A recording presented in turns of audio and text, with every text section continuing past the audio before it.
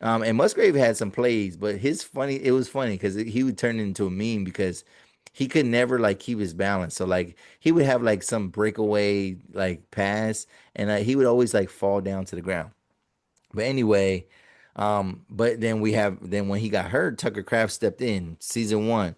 Last year, he pretty much he took the job. He became the starter, but he was still kind of getting into the fold. Last week he had a touchdown. This week he had a touchdown. This week he had a career high in receiving yards, and he balled out. And so we're seeing his continued emergence, and he's really looking like Baby Kittle or Baby Kelsey. And it's funny because everybody has been worried and talking about us having the number one receiver, and then whether Matthew Golden could be a number one receiver, and that's all fine and dandy, and I get it. However, if we can produce and develop Tucker Kraft into being an elite tight end, then the Packers will be just fine. Like we won't need like we'll have a number one, but we won't necessarily need him to be like the best player on the field.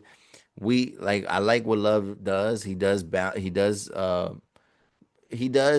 have some balance, and he does definitely spread the rock. It is hard for receivers to like fully feast in that offense, but we saw Tucker Kraft feasting, and yeah, if he's gonna be the security blanket, and he's earning, man, he's earning all that. He's a great route runner. He's a great blocker.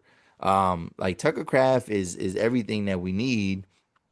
He got sure hands. He's kind of quick. He can break tackles. Like he is like I said, he's in the same cut of like Kittle or Kelsey.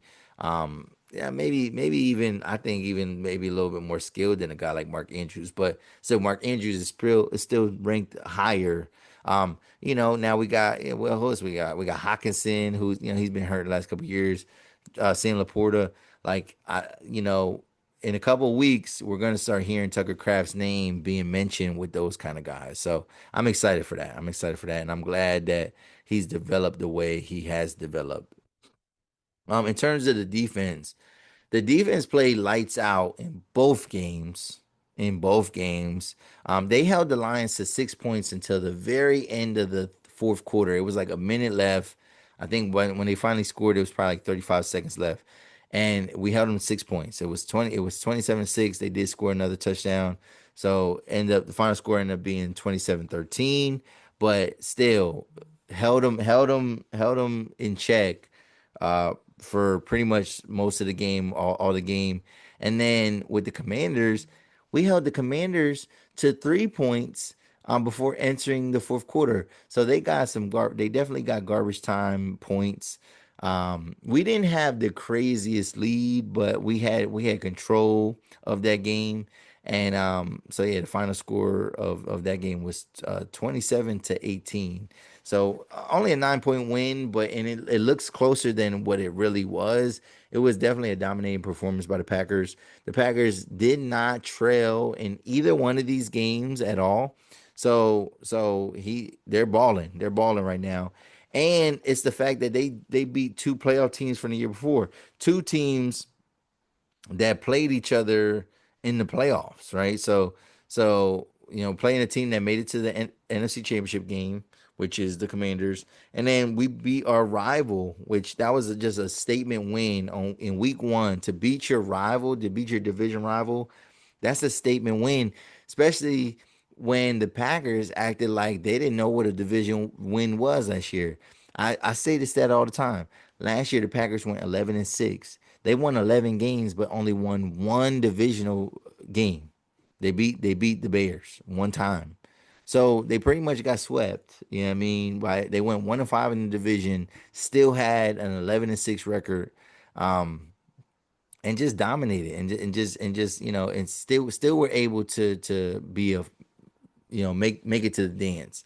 And now they're coming in, man, and they're like, yo, we know this defense now. We got Jeff Halfley for a second year. We know this defense. We're gonna talk about that secret weapon, but like our guys got better. We did lose some players, but like we gonna be all right. And yeah, so speaking of weapons, man, Micah Parsons is looking so worth it right now. He's looking so worth it right now.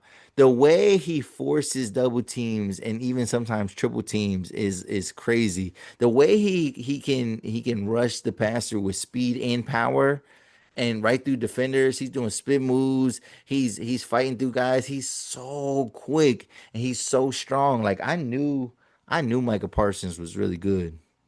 Like I knew he was really good, and I've seen highlights of him, but like it's different when you watch him on a week to week basis now, and like seeing them on your team, and it's like crazy. It's like wow, this guy might be the best pass rusher in the league. You know what I mean? Like, and because you got to think about it, Michael Parsons doesn't just rush from the edge.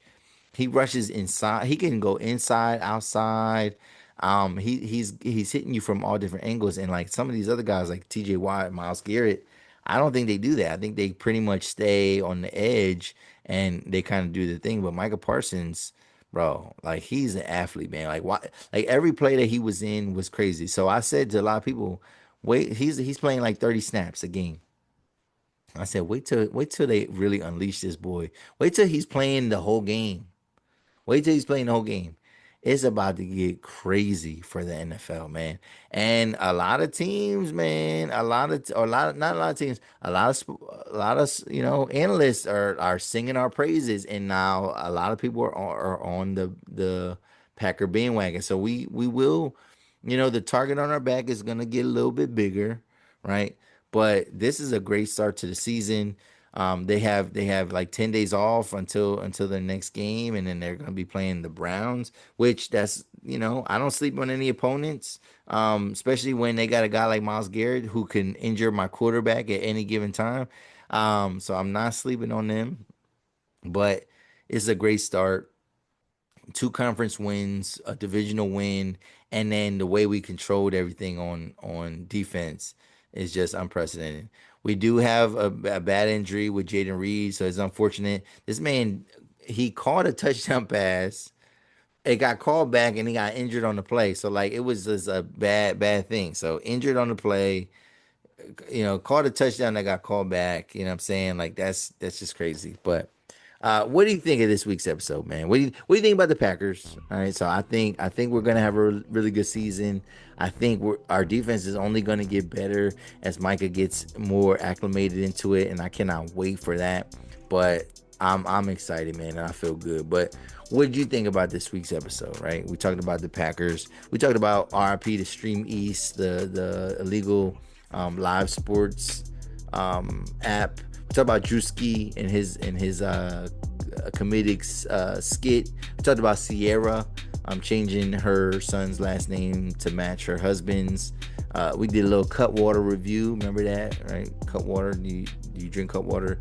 And then we talked about Google being the killer of wonder. And I kind of wonder what your opinions are on that. So let me know. Let me know in the comment section.